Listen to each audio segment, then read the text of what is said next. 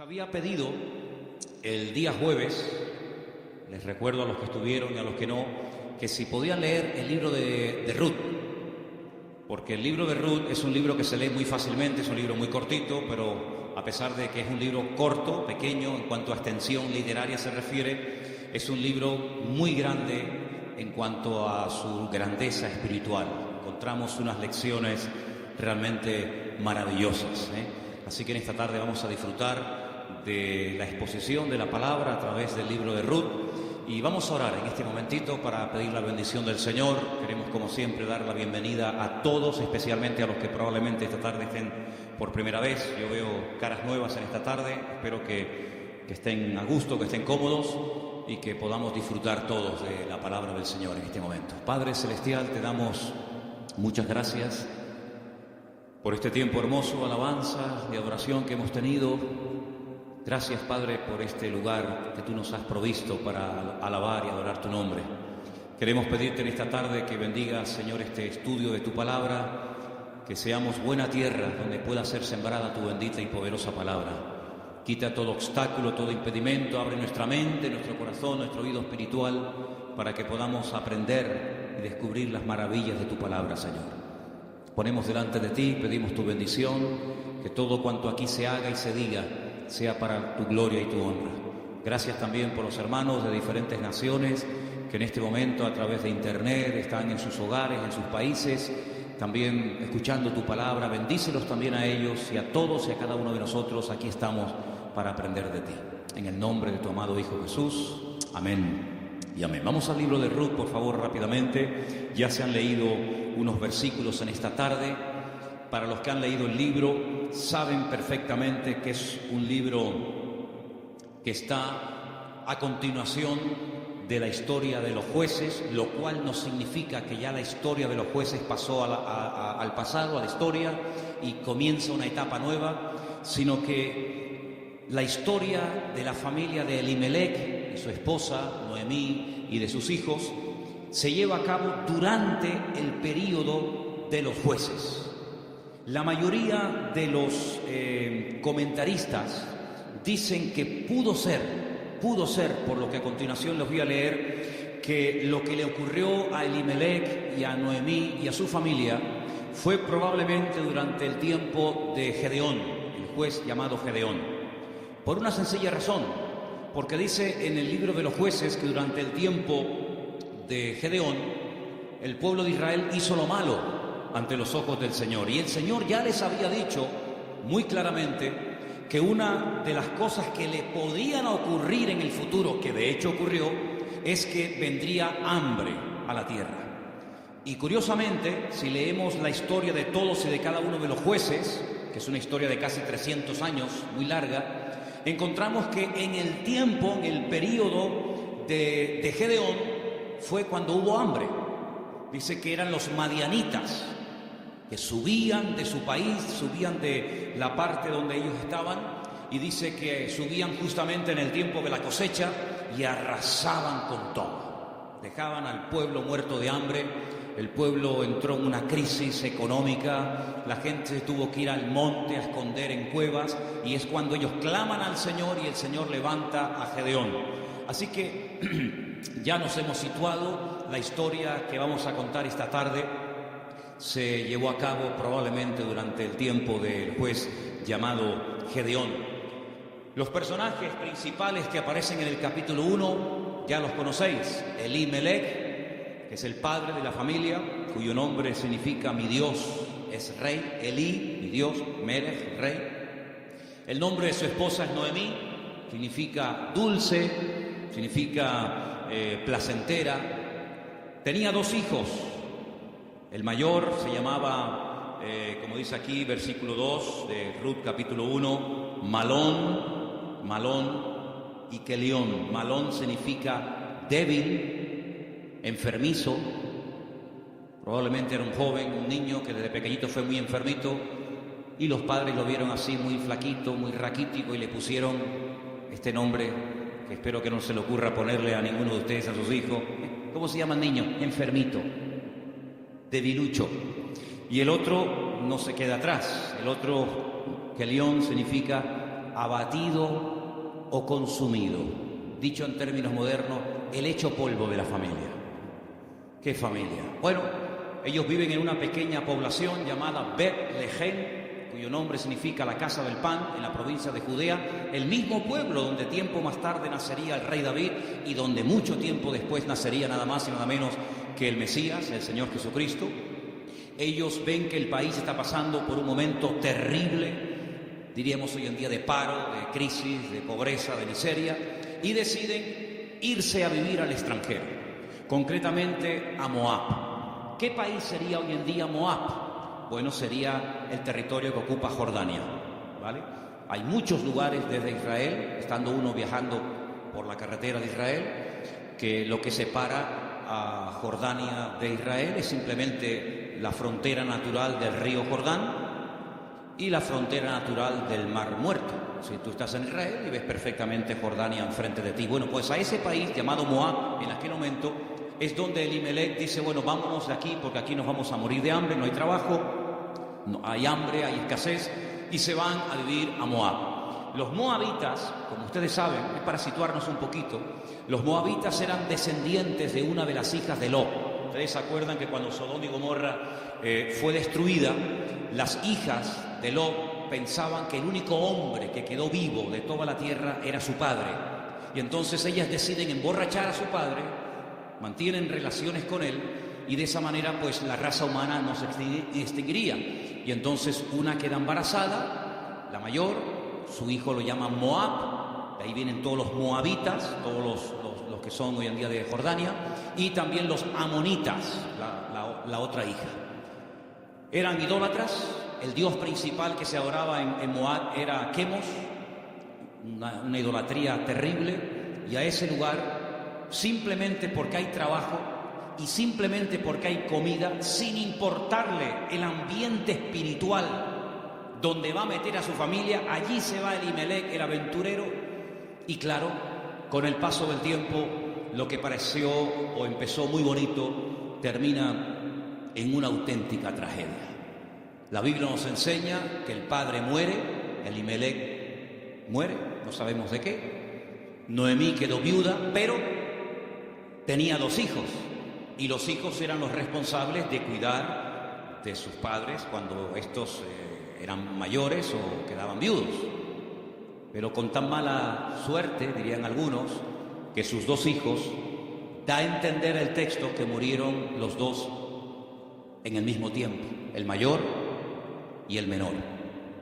Los judíos entienden que esto fue una especie de castigo o de consecuencia de haber depositado su confianza en los campos de Moab en vez de en el Dios vivo.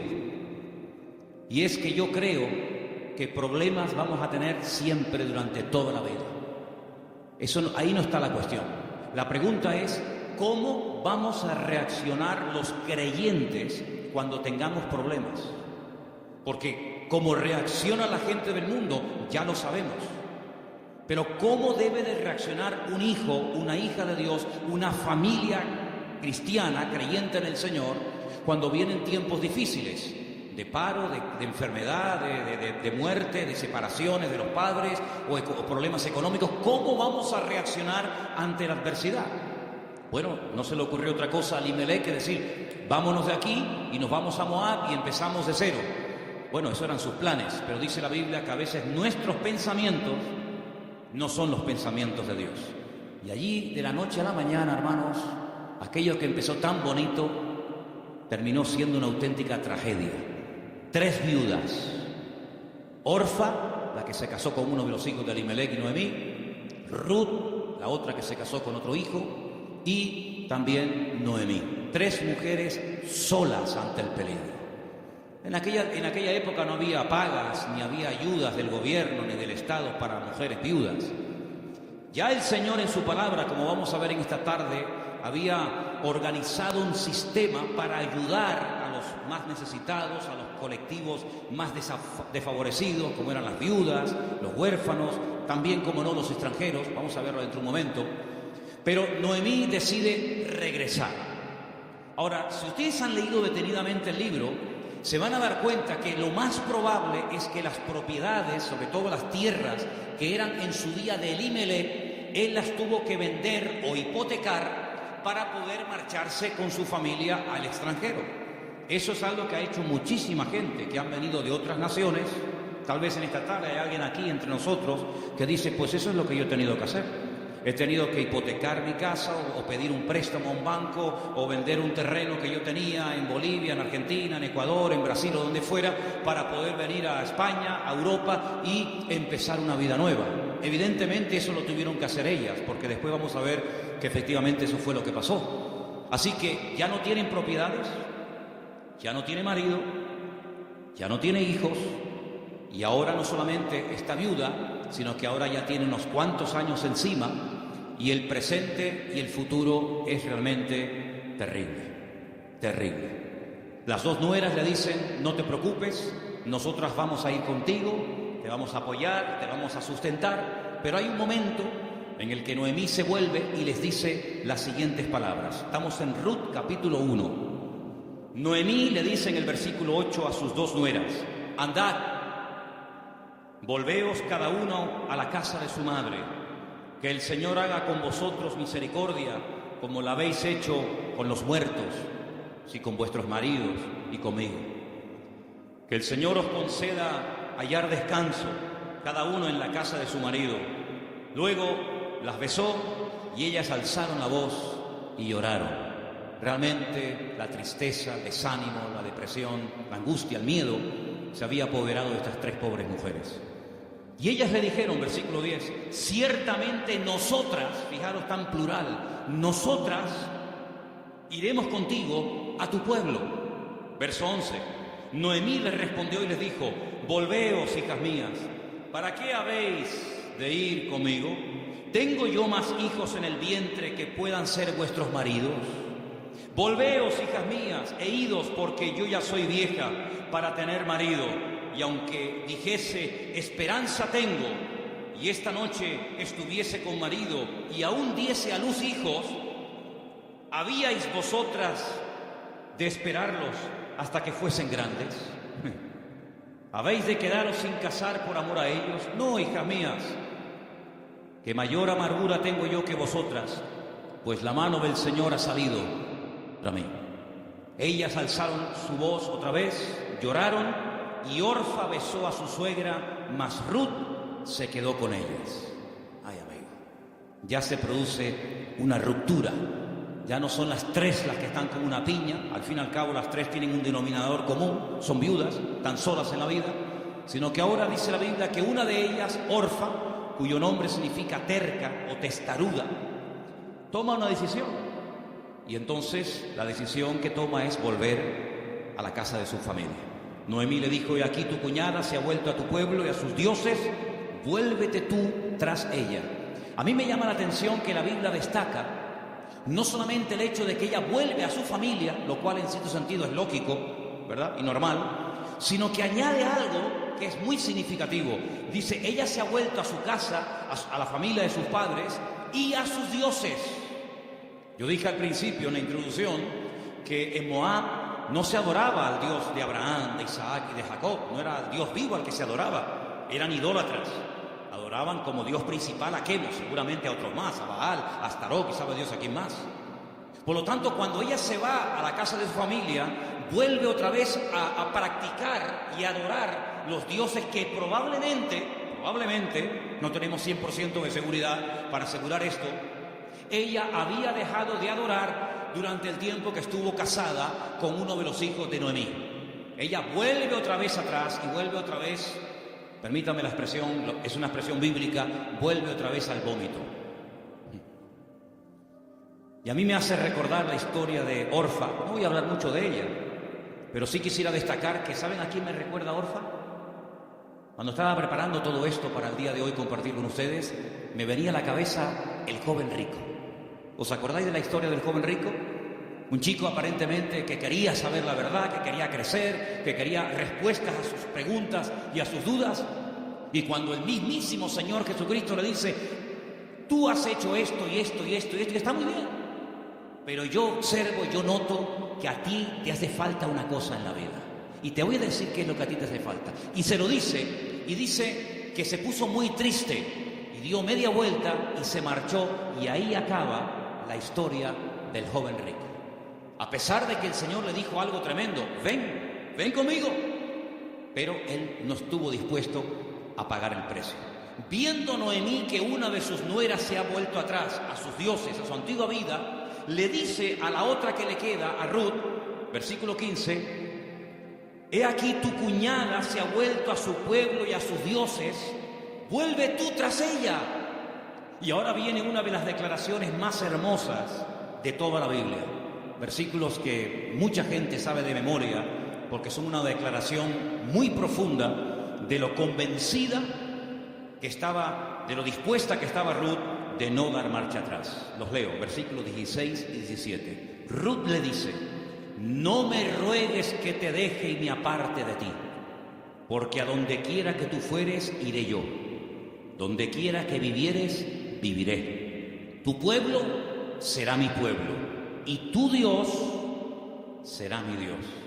Donde tú murieres, moriré yo, y allí seré sepultada. Así me haga el Señor y aún me añada, que solo la muerte hará separación entre nosotras dos. ¿Cuántos dicen amén? Y allí se van estas dos mujeres. Claro, lógicamente Noemí es mucho más mayor que Ruth, pero allí emprende una aventura rumbo a lo desconocido. Se va Ruth a un país que no conoce, solamente de oídas, donde las costumbres, la religión, por decirlo de alguna manera, las leyes son completamente diferentes a la cultura, al país en el cual ella ha vivido durante toda su vida. Pero allí se va dispuesta a adorar al Dios de Noemí. Podríamos decir, en términos que nos podamos entender en esta tarde, que Ruth verdaderamente lo que decide es convertirse, no solamente ayudar y no dejar abandonar a su suegra, sino convertirse al Dios de su suegra y lógicamente también de su marido y en su momento de su suegro. Tu pueblo será mi pueblo, tu Dios será mi Dios.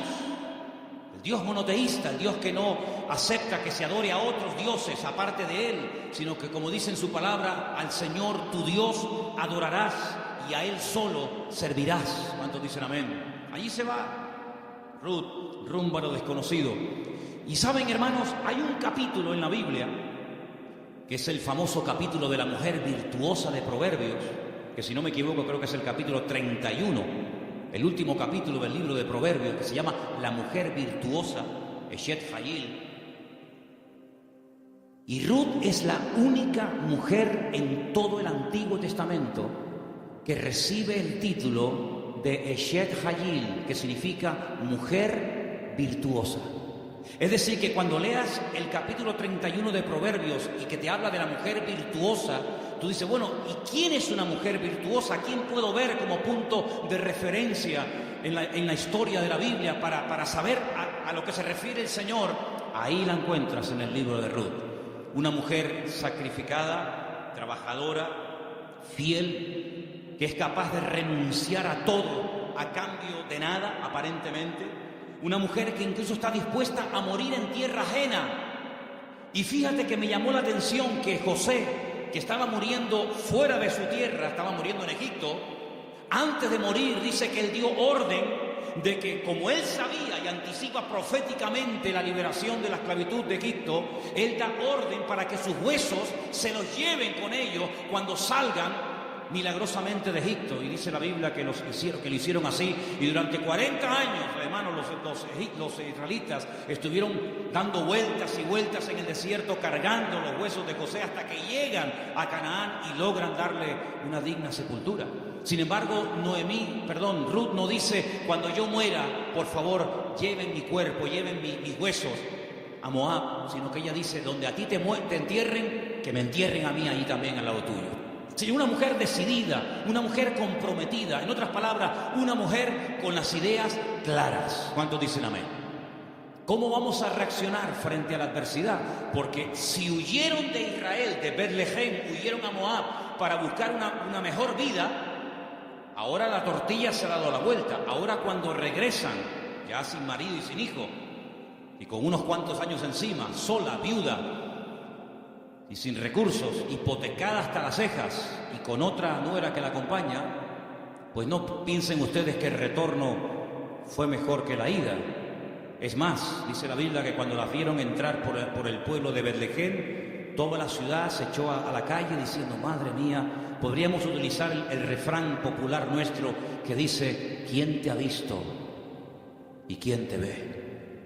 La mujer salió, o las mujeres salían al encuentro a saludarla y le decían: Noemí, Noemí, tantos años sin saber de ti, vienes sin marido, vienes sin hijo, vienes enferma, golpeada, herida por la vida. Y ella decía: no, por favor, no me llaméis nunca más, no me llaméis más Noemí, porque yo no tengo placer, no tengo contentamiento, ya no me alegra, ya no me llena nada en la vida. Por favor, llamadme Mará, Mará, que significa mujer amargada o afligida. ¿Qué te parece? Y ahora uno dice: bueno, ¿y ahora qué? ¿Ahora qué? ¿A qué se van a dedicar estas mujeres? Ahora sí quiero que vayamos al libro de Levítico, donde hay unos versículos que pocas veces se leen, pero vamos a ver que son muy interesantes, porque en ese pasaje de Levítico, capítulo 19, del 9 al 10, no sé si ustedes lo tenían buscado, ¿no? Capítulo 19 de Levítico, vamos a leer una ley que solamente existía en el pueblo de Israel en aquel tiempo, y es una ley tan extraordinaria, tan increíble, que fue lo que ayudó en cierto sentido a restaurar la vida de Ruth y de Noemí en aquel nuevo país para ella. Levítico capítulo 19, versículos 9 y 10, el Señor dice en su palabra: cuando ciegues la mies de tu tierra, no segarás hasta el último rincón de ella, ni espigarás tu tierra segada. No rebuscarás tu viña, ni recogerás el fruto caído de tu viña. Para el pobre y para el extranjero lo dejarás, dice el Señor. ¿Qué es lo que hacía la gente?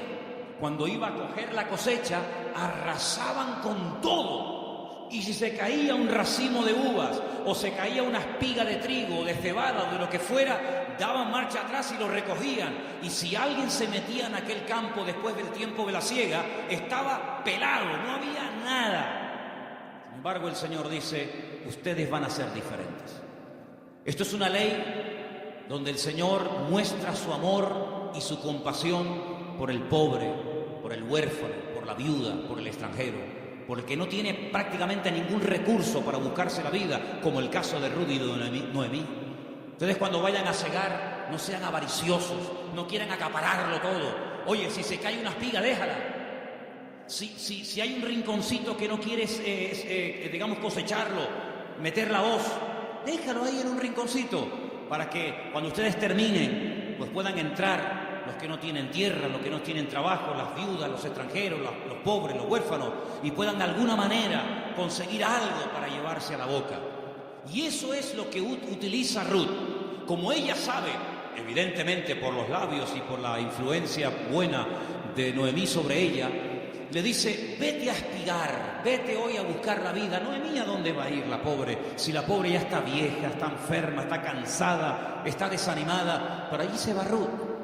Y si ustedes han leído el libro, dice que se va antes de la salida del sol, y cuando llega la noche aún está espigando en el campo. Es increíble. Ella podía haber recogido menos, pero ella está recogiendo para ella y también para su suegra Noemí. Y hay un momento en el que la invitan a comer. El dueño del terreno, un tal Booz, del cual hablaremos ahora, dice ¿esta mujer quién es? Dice: esta es la nuera de Noemí, lleva todo el día trabajando. Dice: denle de beber agua. Y cuando llega la hora del almuerzo, cuando llega la hora de la comida, la Biblia dice que la invitan a comer. Y ella dice que comió hasta saciarse, pero hay un momento en el que le sobra comida, y en vez de tirarla a la basura, como la mayoría de la gente hace cuando le sobra comida, dice que ella la guarda. Y cuando llega la noche a la casa de Noemí, dice que le enseña un efa. Un efa son 35 kilos. en este caso de cebada, y dice, mira, esto es lo que yo hoy he espigado, después lo he tenido que desgranar para hacer la harina, y no solamente eso, sino que te traigo la comida que me sobró al mediodía, te la traigo para que tú comas. Cuando le pregunta a la suegra, ¿en qué campo tú has estado hoy? ¿Dónde has trabajado? Y le dice, he trabajado en el campo de un tal Booz, y me ha tratado muy bien. Le ha dado orden a sus criados, a los jornaleros, de que no se metan conmigo, de que no se rían de mí, de que me traten bien, de que no me hagan pasar vergüenza. Y le dice Noemí, pues si en ese lugar te ha ido bien, sigue ahí. Eso me llama mucho la atención. Dice, no cambies de campo. Si en un sitio te ha ido bien, ¿para qué ir a otro sitio? Ayer estábamos en el sur y hablando con un señor venezolano que ha montado un negocio, me dijo una frase que yo en mi vida había oído y nos gustó mucho y nos impactó. Y dijo, nunca vuelvas al lugar donde un día fuiste feliz. Porque si vuelves a un lugar hace años donde fuiste feliz, nunca más volverás a experimentar la felicidad que añoras. Y me impactó aquello. Y me vino a la cabeza el texto que dice, nunca digas que los tiempos pasados fueron mejor que el tiempo presente. Dice, porque no hablarás con sabiduría. Pero Noemí se da cuenta de que hay un hombre que se llama Booz, y resulta que se da cuenta la viuda Noemí de que ese tal Booz, cuyo nombre significa mi fortaleza, resulta que es Goel. Ahora hablaremos de esta palabra, que es una palabra de vital importancia en la Biblia. Aprendan de esa palabra. Viene del verbo Gaal. El verbo Gaal en hebreo significa libertar. Goel es la palabra que se traduce al castellano por la palabra redentor. Ahora vamos a ver lo importante que era la figura del Goel, porque en cierto sentido vamos a ver que Booz es un tipo de Cristo. Fíjense qué importancia tiene esto. Resulta que había una ley, que vamos a leerla, hemos leído la ley de la siembra, de dejar trozos para los pobres, para las viudas, pero en Deuteronomio capítulo 25 hay una ley muy interesante que yo no sé, si la tuviéramos que poner en práctica nosotros hoy en día, si estaríamos dispuestos a cumplir con esto. Yo no sé, pero es muy interesante, no sé si alguna vez la has escuchado. Dice así, Deuteronomio capítulo 25, del versículo 5 en adelante. Dice así la palabra, escucha. Cuando hermanos, varones,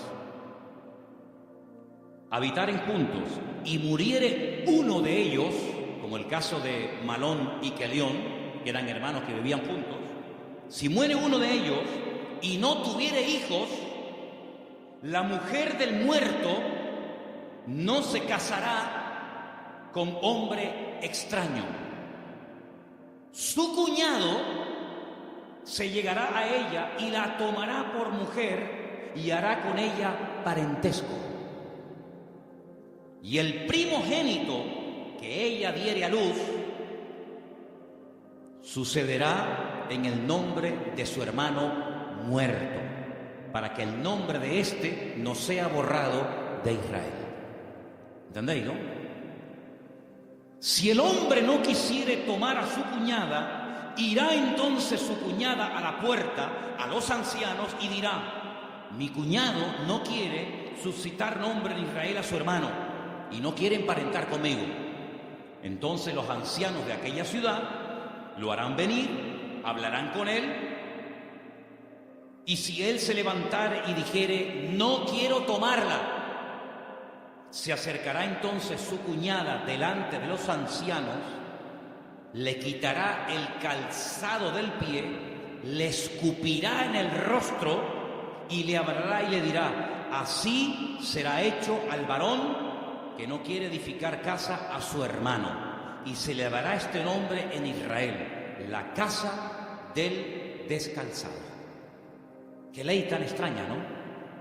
Dos hermanos y uno de ellos muere sin haber tenido hijos, y para que no se olvide o para que no se quede su nombre borrado en la historia, el hermano vivo, que es el Goel, el Redentor, tenía que casarse con la viuda, y el primer hijo que naciera de esa relación es como si fuera hijo del hermano difunto, para que de esa manera se perpetuara su nombre y para que de esa manera las herencias y las tierras no se diluyeran en el espacio y en el tiempo. Y esto es lo que le ocurre a Ruth. Ruth resulta que se casó con un judío, con un hombre de Belén de Judea, pero ella no tuvo hijos con él. Su hermano, es decir, su cuñado, también murió. Por lo tanto, no hay posibilidad de redimirla. Pero cuando llegan a Israel, la familia de Elimelech, la familia de su marido, pues siguen viviendo allí. Y hay un pariente cercano al cual Booz le dice: oye, a ti te corresponde el derecho de casarte con Ruth. A ti te corresponde el derecho de pagar todas las deudas de Ruth. A ti te corresponde recuperar el patrimonio y las tierras que en su tiempo tuvieron que venderse para que esta familia tuviera que irse al extranjero. Es decir, te haces cargo de la tierra, te haces cargo de las deudas y te haces cargo de la viuda. Y este dice: de eso nada, de eso nada. Pagar yo deudas que no son mías y casarme yo con una mujer que a mí ni me va ni me viene.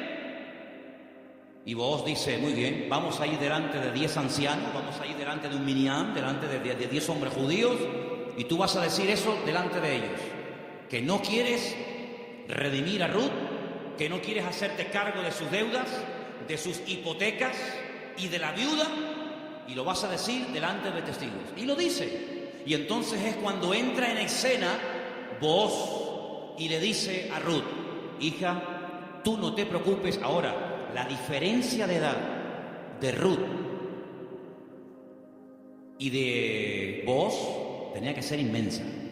Algunos comentaristas dicen que ese pariente que rehusó casarse con Ruth probablemente era un hermano de su suegro, de Elimelech. Y algunos comentaristas también he oído que opinan que Booz puede ser que también estuviera emparentado con su suegro, de tal manera que ya era un señor mayor, una persona ya de cierta edad, había una diferencia de edad tremenda. Pero él asume la responsabilidad no solamente de casarse con la viuda, sino de pagar la hipoteca y las deudas que la familia dejó y que hay que volver a recuperar las tierras. Lógicamente todo eso costaba dinero. Solamente había dos posibilidades de que en Israel una persona que se desprendiera de patrimonio pudiera volver a recuperarlo. Solamente había dos formas. Una, que llegara el año de jubileo. ¿El año de jubileo qué era? Era una celebración, una fiesta que se llevaba a cabo cada 50 años. A los 50 años las deudas quedaban anuladas. Y ahí viene una parte del famoso Padre Nuestro. Padre Nuestro, perdona nuestras deudas como nosotros también perdonamos a nuestros deudores. Está inspirado un poco en el año de jubileo. Los que eran esclavos se les daba la libertad. Si alguno no quisiera, había todo un proceso para poder volver a retenerlo. Y si alguien había tenido que vender por cuestiones económicas, por necesidad, una propiedad, un terreno, cuando llegaba el año de jubileo, repito, cada 50 años, bueno, todo volvía otra vez a sus dueños originales. ¿Para qué esta ley? Para recordarle al pueblo de Israel que la usura, el querer cada vez tener más y más y más y más y más, a cambio de las desgracias ajenas, eso no se podía dar en el pueblo de Israel. Cada 50 años se empezaba de cero. Nadie le debe nada a nadie. Los ricos no iban a ser cada vez más ricos y los pobres cada vez iban a ser más pobres. De esa manera era una ley justa, una ley donde se le daba oportunidad al que se había endeudado y jamás iba a poder pagar las deudas. Fíjate qué terrible la ley de los desahucios en España.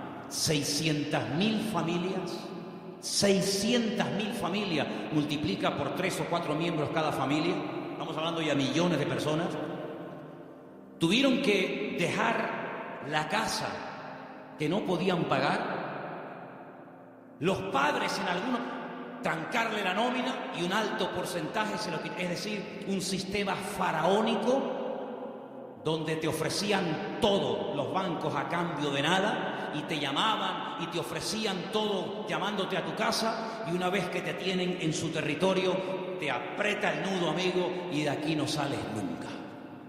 El sistema del faraón en los tiempos modernos. En vez de faraón, llámalo como quieras.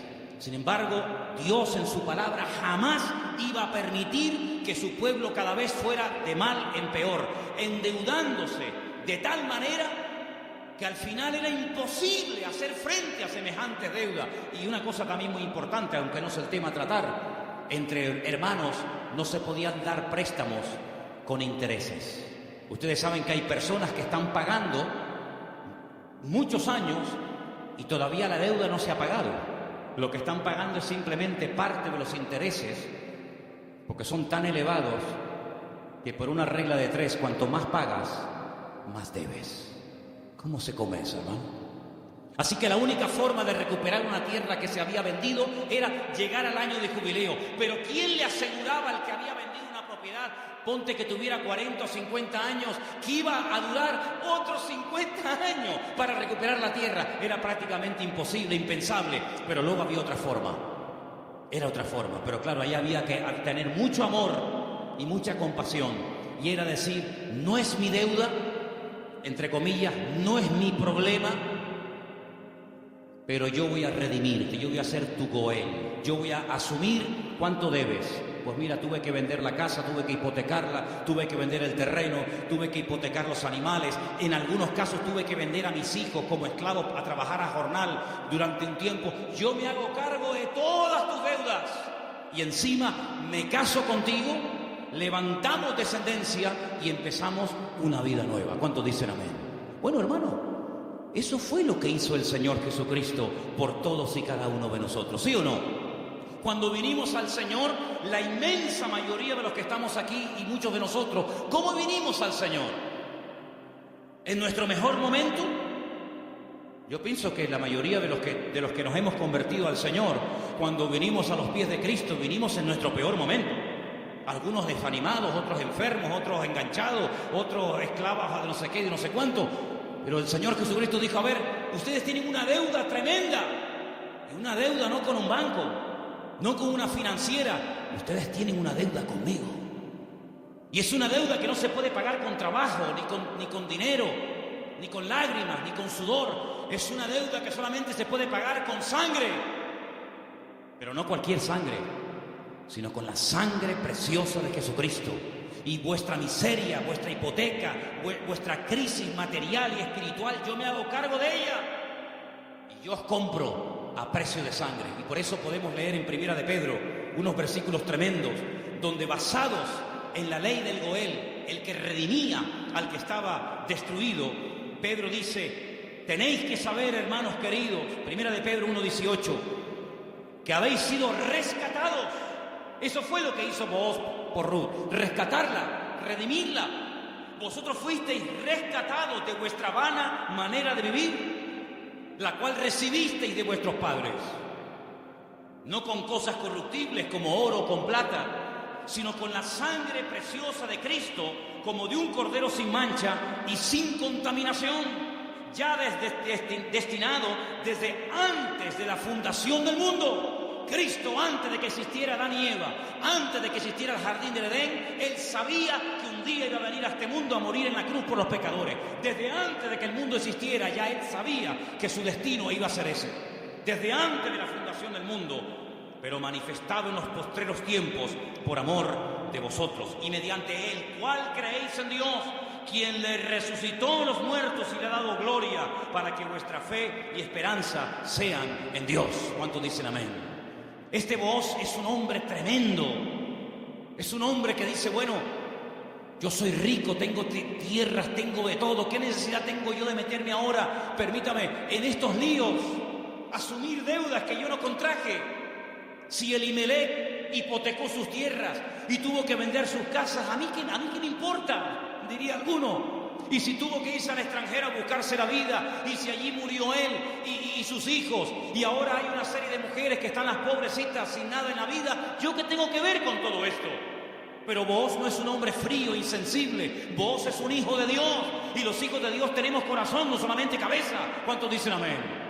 Hay que tener corazón. Hermanos, en las vestiduras del sumo sacerdote, que las tenéis ahí si queréis ver cómo eran. El sumo sacerdote llevaba en su pecho los nombres de la familia de Israel, las tribus de Israel: Judá, Benjamín, Zabulón. Y el sumo sacerdote decía: pero si yo no soy de la tribu de Judá, ¿yo para qué tengo que llevar el nombre de una familia que no es la mía? ¿Por qué tengo yo que llevar en mi pecho el nombre de la tribu de Zabulón si yo soy levita?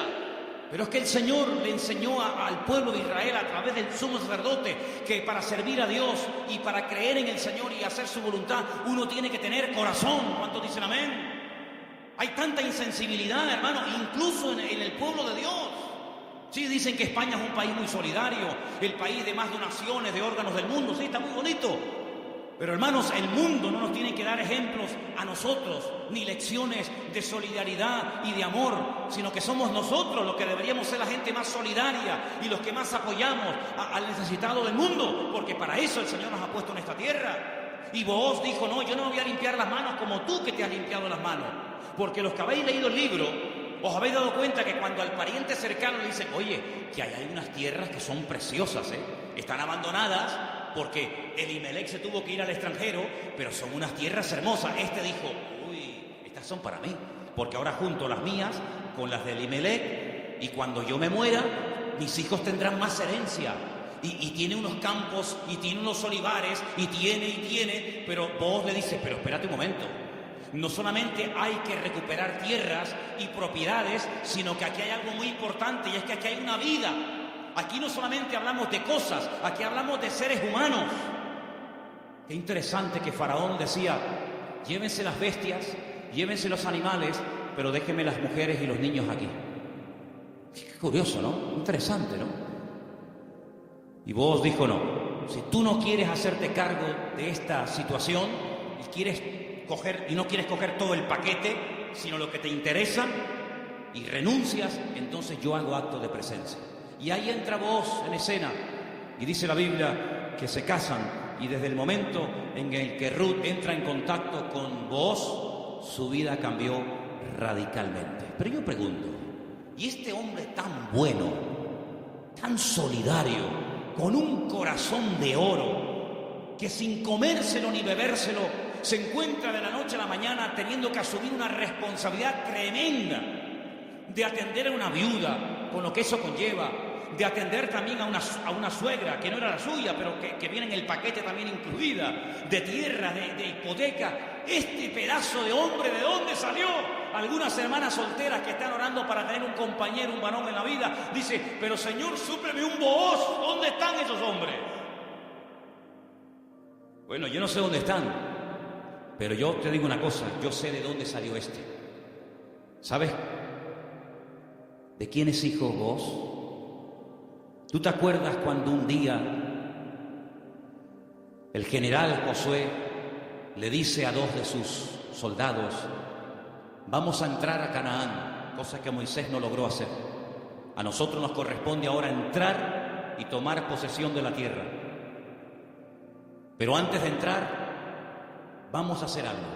Voy a mandar a 2 espías, no exploradores como los que mandó Moisés, que fueron unos inútiles, sino 2 espías, 2 hombres que entren secretamente, y cuando vengan nos digan qué estrategia tenemos que emplear para atacar este pedazo de ciudad con doble muro, cerrada, imposible de conquistar. Y ahí se van estos 2 hombres, y van y se quedan en una casa de prostitución.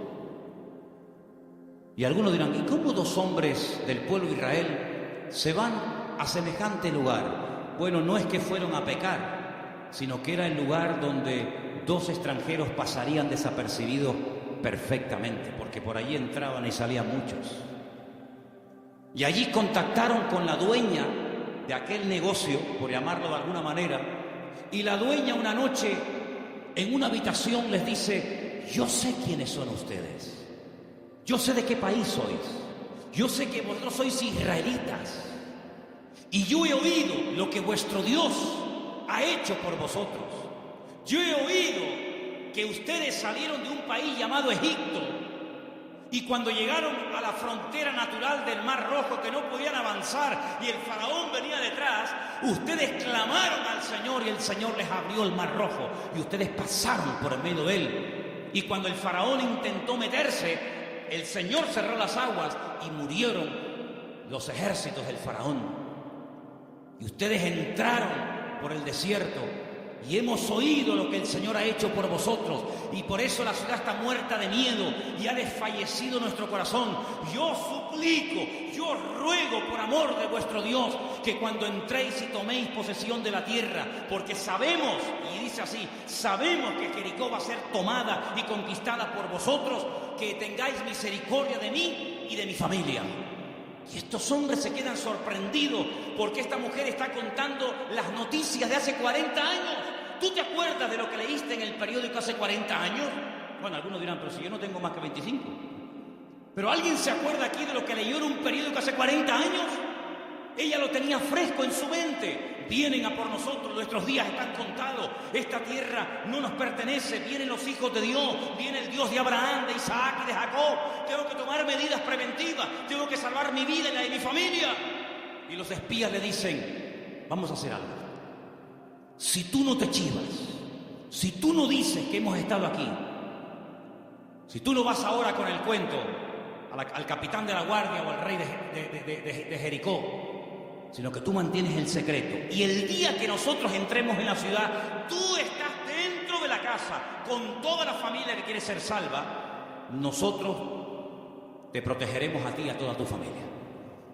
Y como va a ser esto algo tremendo, porque aquí va a haber una conmoción, un terremoto, esto va a ser un cataclismo terrible, y una ciudad tan enorme, para saber diferenciarla de tantas casas, coge este trapo de color rojo, lo amarras ahí por fuera de la ventana. Yo le diré a los soldados cuando entren a tomar posesión de Jericó, que donde hay un trapo rojo colgado ahí en la ventana, ahí no entren, que esa es la casa de Rahab, la ramera. Y dice la Biblia que ella vivía entre un trozo del muro y el otro, entre muro y muro. Toda la ciudad cayó, no cayeron los muros de Jericó, hermanos, ¿sí o no? Cayeron los muros de Jericó, pero la casa de Rahab no cayó, pero no estaba en el muro. Pero el que confía en el Señor verá cómo caen a su lado mil y les mira a sus... Mas a ti no llegará, dice la Biblia. Toda la ciudad cayó, hermano, como añicos. Pero la casa de Rahab se quedó ahí. Y ella se va a vivir con su familia al pueblo de Israel. Y se casa, dice la tradición, con uno de aquellos espías que se llamaba Salmón. No es que se casó con un pescado. Se casó con un señor que se llamaba Salmón. Y queda embarazada. Y cuando da luz, nace nada más y nada menos que un hijo que le pusieron Booz. Ay, amigo, así que Booz era el hijo de Rahab, la de Jericó. Sí, amigo. ¿Qué te parece? ¿Cómo una persona puede cambiar la vida cuando pone su mirada y su confianza en las manos del Señor? De ser una mujer como era en Jericó, a lo que llegó a ser cuando lees el árbol genealógico, los antepasados de Cristo, en Mateo capítulo 1, te encuentras que en el árbol genealógico de nuestro Señor Jesucristo aparece nada más y nada menos que Rahab, aquella mujer salvada milagrosamente de la destrucción de la ciudad de Jericó. Es que en el libro de Ruth hay algo que predomina, hay un hilo conductor que lo encuentras por todas partes, y es que nuestro Dios es un Dios que es un especialista en restaurar vidas destrozadas. ¿Cuántos dicen amén? No solamente es un Dios que echa fuera demonios y un Señor que levanta al caído y un Dios que sana a los enfermos y que salva a los pecadores, sino que es un Dios que le encanta restaurar vidas destrozadas, y cuanto más difícil, mejor lo hace. ¿Cuántos dicen amén? Dile al que está a tu lado, nuestro Dios es un Dios que restaura las vidas. ¡Aleluya! Nuestro Dios restaura las vidas. ¡Aleluya! Vos, el Goel, el Redentor, asume sus responsabilidades, sabe que el primer hijo va a ser considerado no como suyo, sino como hijo del difunto, del marido de Ruth, pero no le importa, porque él no se quiere llevar la gloria en ningún momento, sino que él quiere hacer la voluntad del Señor. aunque el precio a pagar sea ese. Y por querer preservar el nombre, la memoria, el recuerdo del primer marido de Ruth, este hombre pasa a la historia por ser un gran hombre de Dios. ¿Te das cuenta? Lo que uno siembra es lo que uno cosecha. ¿Cuántos dicen amén?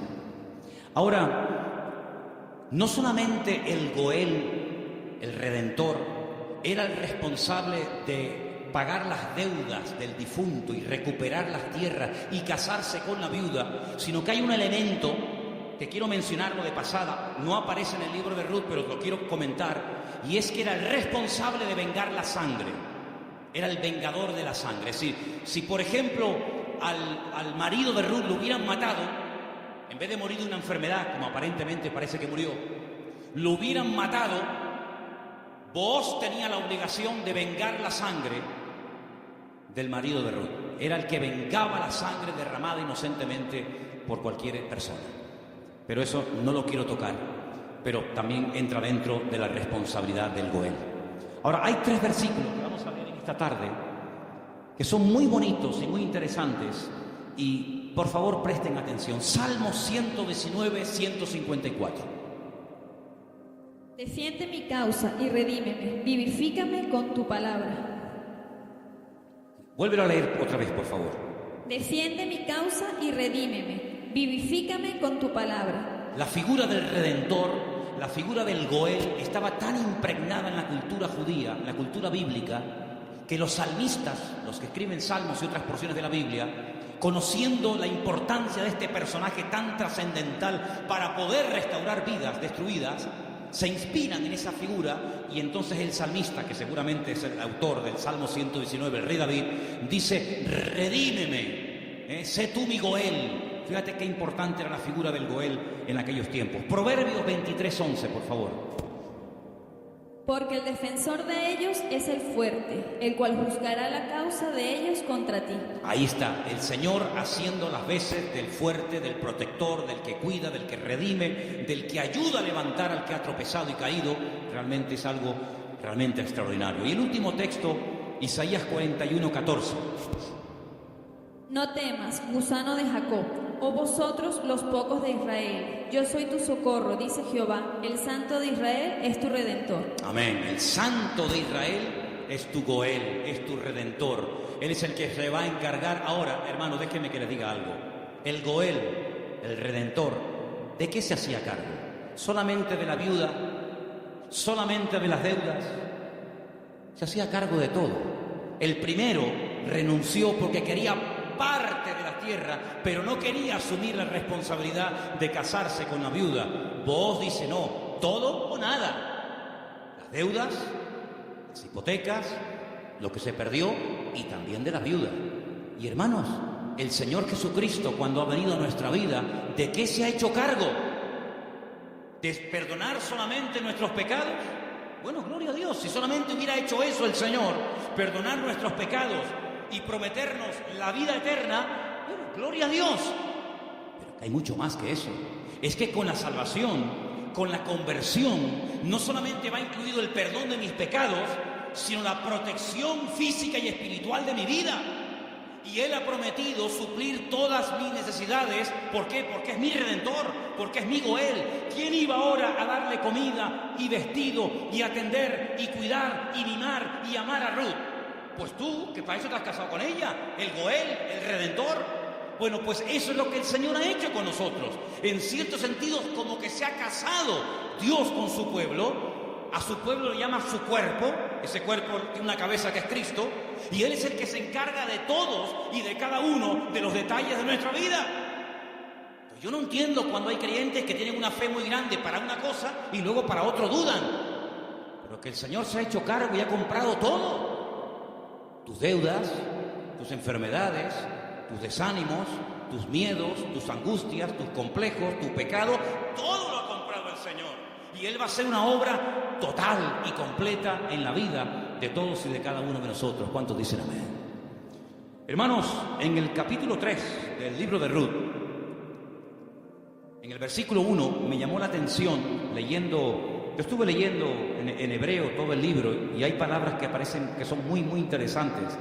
Pero hay una que particularmente me llamó la atención. En el versículo 1 dice: después le dijo su suegra Noemí: hija mía, ¿no te he de buscar hogar para ti, para que te vaya bien?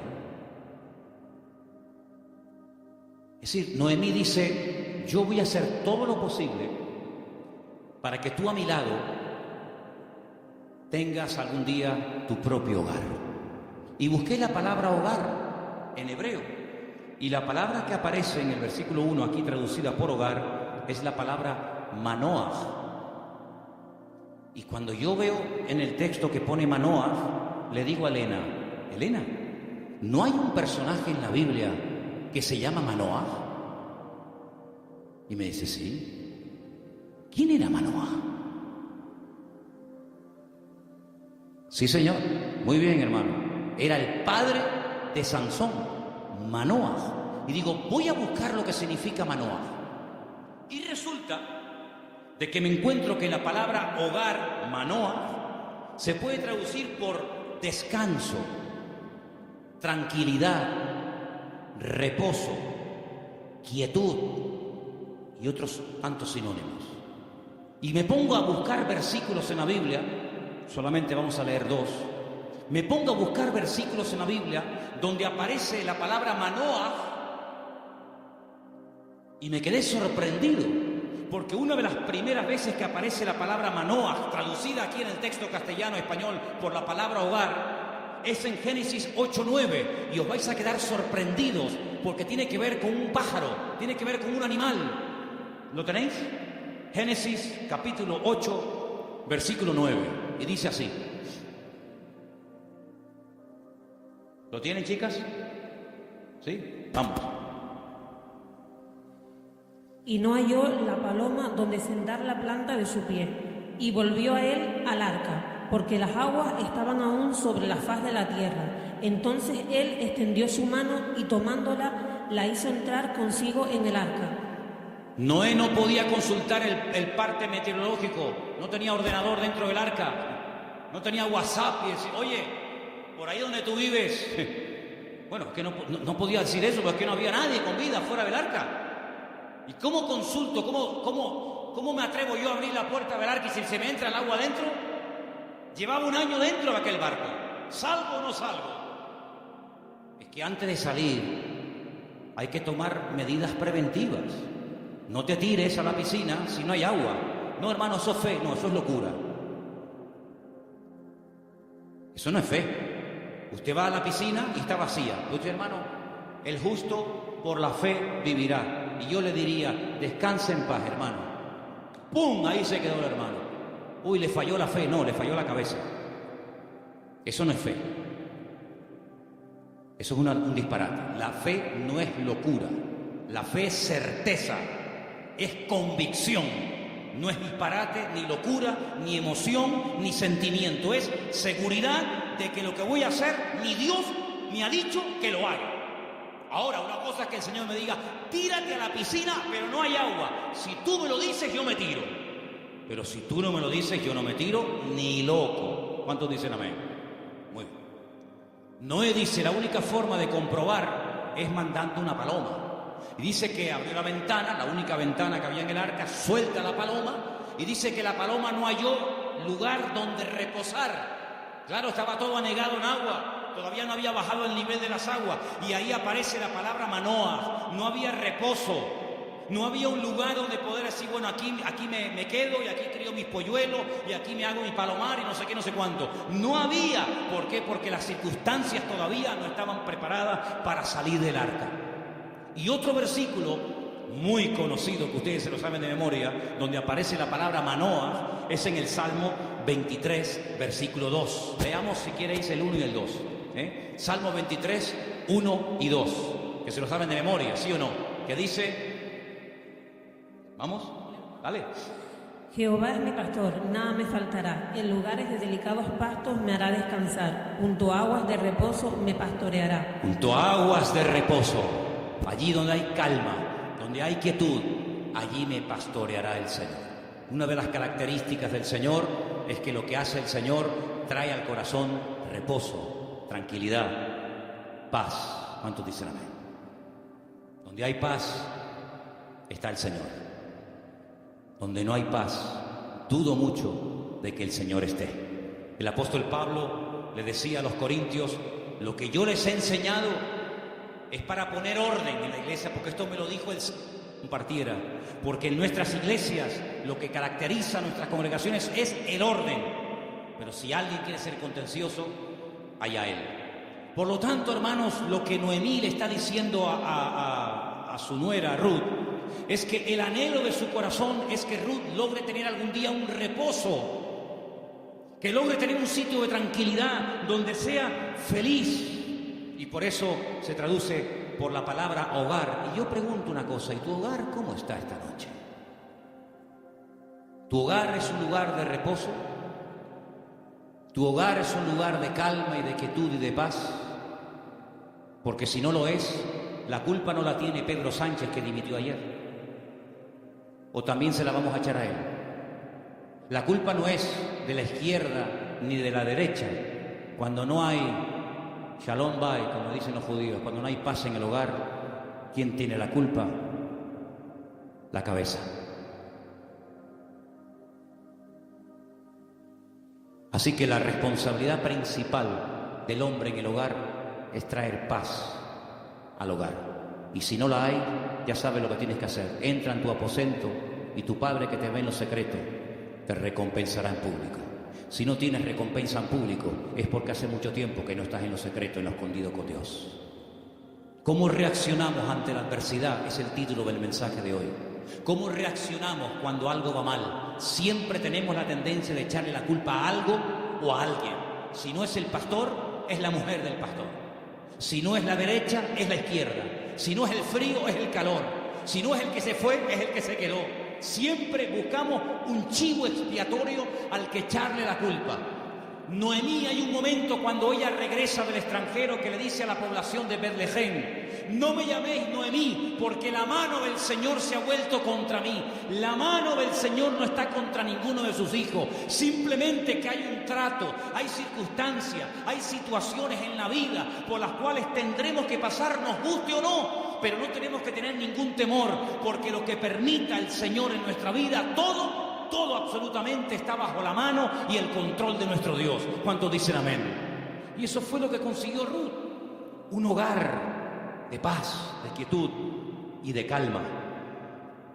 Y quiero terminar leyendo unos versículos del libro de Ruth, capítulo 4, versículo 11, que fue la bendición que pronunciaron, la bendición que le dieron a los que se casaban ese día, a Ruth y a Booz. Capítulo 4, versículo 11. Dijeron los que estaban allí congregados, los testigos, todos los que estaban en el pueblo, desde el pueblo a la puerta con los ancianos, dijeron: testigos somos.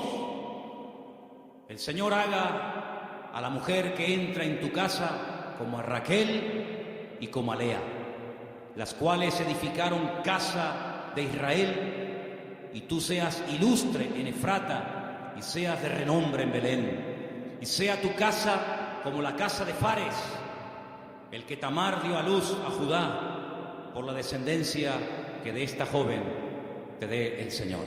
Y Booz tomó a Ruth, y ella fue su mujer, y se llegó a ella, y el Señor le dio que concibiese y diese a luz un hijo. Y hermanos, los últimos versículos del libro de Ruth dicen así, verso 21: Salmón, el papá de Booz, es decir, el suegro de Ruth, engendró a Booz. Booz engendró a Obed, que significa servidor, el que sirva al Señor. Qué bonito, Obed engendró a Isaí, e Isaí engendró a David. Luego, si no me equivoco, Ruth fue bisabuela, ¿sí?, del rey David. ¡Qué cambio, hermanos! ¡Qué cambio! ¿Cómo empieza el libro?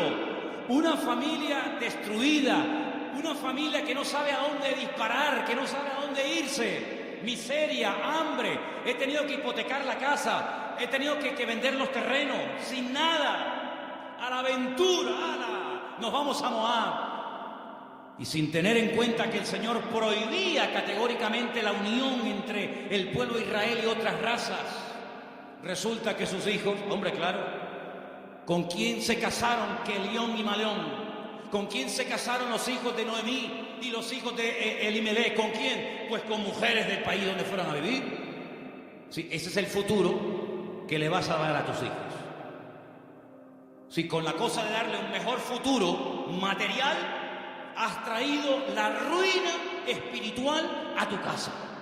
Claro, ya sabemos que Dios toma lo destruido, lo roto, lo que no es, para hacer maravillas. Pero ¿para qué te vas tú a Moab? ¿Te vas a meter en la boca del lobo? No, es que ya hay trabajo. ¿Y tus hijos?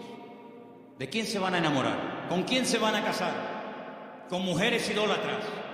La primera responsabilidad de un padre en una casa con sus hijos, más que darle estudios y una buena carrera, es darle un futuro espiritual a sus hijos. Y Moab, dicho sea de paso, no era el mejor lugar para llevar a una familia a vivir. Prueba de ello que mira cómo terminaron. Muertos todos. Todos terminaron muertos, del padre hasta el hijo mayor y hasta el hijo menor. Gloria a Dios que por ahí aparece la misericordia del Señor y que a través de vos la familia vuelve a remontar vuelo y vuelve a recuperar el ánimo y la esperanza. Pero hermanos, no es tiempo de experimentos. No es tiempo de será por aquí, será por allá, será esto. Vamos a descubrir los principios establecidos por el Señor en su palabra. La vida de un cristiano no es un laboratorio donde hacemos experimentos. Será esta, será aquella, será fulano, será mengano. Vamos a orar seriamente al Señor. Encomienda al Señor tu camino, confía en Él y Él hará. Aleluya. Y no te impacientes por motivo del que prospera en su camino, porque pronto serán cortados y como la hierba verde se secarán, dice la palabra. En otras palabras, aprendamos a esperar en Dios. Mira, consiguió más, mucho más, en poco tiempo Ruth y Noemí en la tierra donde el Señor estaba, que todos los años que Elimelech se pegó en el extranjero, que no le sirvieron absolutamente para nada. La respuesta no estaba en Moab, la respuesta estaba en Belén, más cerca de ellos de lo que se imaginaban. Yo solamente quiero decirte algo. ¿De dónde viene el Señor Jesucristo? Los antepasados de Cristo, ¿quiénes son? ¿No son Obed? ¿No es Booz? ¿No es Rahab? ¿No es Ruth? ¿No es el rey David? ¿No es la tribu de Judá? ¡Claro que lo es! Luego, fíjate tú cuando una persona hace, como dice la Escritura, las cosas decentemente y con orden, las bendiciones que a corto y a largo plazo pueden llover y caerle a la vida de esa persona. Por lo tanto, hermano, no te precipites. Espera en el Señor, porque el libro de Ruth es muy pequeñito, 4 capítulos, pero es tan grande en lecciones. Y sobre todo, júntate con el que te puede edificar. Pégate como una lapa. Ustedes saben lo que es una lapa, ¿verdad? Pégate como una lapa a la persona que te puede bendecir. Le dice, y termino, Noemí a Ruth: no te separes de vos.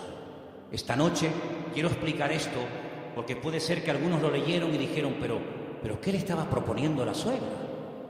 Dice, esta noche vístete bien, úngete, ponte tus mejores vestidos, lávate, averigua dónde está durmiendo vos, en la era, tú vete a la era. Cuando él esté dormido, tú te pones a sus pies. Y uno está diciendo, pero bueno, ¿qué le está proponiendo Noemí? Era la forma de la época de recordarle al Goel, oye, hey, que estoy aquí, por si no te has dado cuenta. Dice que ella se acurruca a los pies de Booz y a medianoche, cuando seguramente Booz toca el cuerpo de Ruth se asusta y dice, uy, ¿pero tú quién eres? No le pudo encender la luz, era todo oscuro y dice, yo soy Ruth la Moabita. Te recuerdo que tú eres el Goel, extiéndeme tu manto. Y entonces ahí es donde él se da cuenta de que en la vida no solamente es tener tierras y criados, sino que hay una responsabilidad muy cerca de ti, la cual tienes que asumir. Y entonces, hermanos, cuando Noemí se entera de todo esto, le dice, tú confía porque este hombre no dejará pasar mucho tiempo hasta que arregle este asunto. ¿No lo habéis leído en el libro esta semana? Tú ahora confía, tú ya has hecho tu parte. Claro, tú no puedes ir sucia a la presencia de Booz. Cuando tú vas a presentarte ante la presencia del Señor, tienes que lavarte. Lo que hacía el sumo sacerdote, lavarse afuera en el lavacro, las manos, los pies, el cuerpo, para luego entrar a la presencia del Señor. Tú haces exactamente lo mismo que hacía el sacerdote, pero tú lávate. ¿Por qué? Porque si tú vas oliendo mal y quieres conquistar y quieres llamar la atención a Booz, se la vas a llamar, pero se la vas a llamar mal. Vas a decir: oye, Ruth, ¿no te podrías lavar un poquito, por favor? Vístete bien, arréglate, haz tu parte. Y tú tranquila, tú ya has hecho lo tuyo. Yo te aseguro de que este hombre no dejará pasar mucho tiempo hasta que este tema sea solucionado.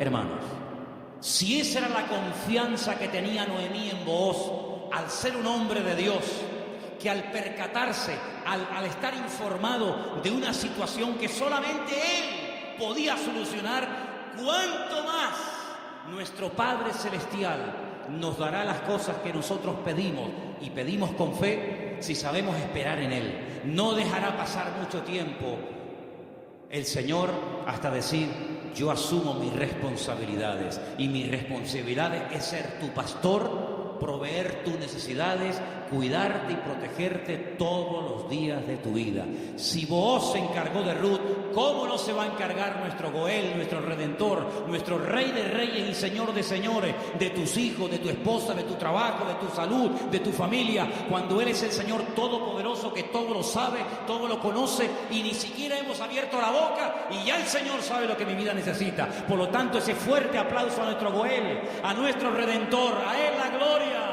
Él cuida de mi vida, aleluya. Fuerte ese aplauso al Señor. Él cuida de nuestra vida, hermanos. Amén. Amén, amén, amén, aleluya. Cierra tus ojos, hermano. La paloma volvió por la tarde, después de dar vueltas y vueltas y vueltas y no encontrar un lugar donde poder posarse y descansar. Noé entendió que aún no era el tiempo, pero ¿sabes qué? Ya nosotros no vamos a dar vueltas y vueltas y vueltas buscando, como dijo Pedro, ¿a dónde vamos a ir si solamente tú tienes palabras de vida? La búsqueda ya se detuvo hace tiempo, cuando nos dimos cuenta de que bebiendo de los pozos de esta vida siempre volvíamos otra vez a tener sed, hasta que probamos el agua viva de nuestro Dios. El que bebe de este agua volverá a tener sed, pero el que bebe de mí nunca más volverá a tener sed. Bendito sea tu nombre, Señor. Ahí donde estás, cierra tus ojos, inclina tu rostro, habla con tu Goel. Habla con tu Redentor. Dile: Señor, hazte cargo de mi vida, Señor. Hazte cargo de mi casa, de mi familia, de mis hijos.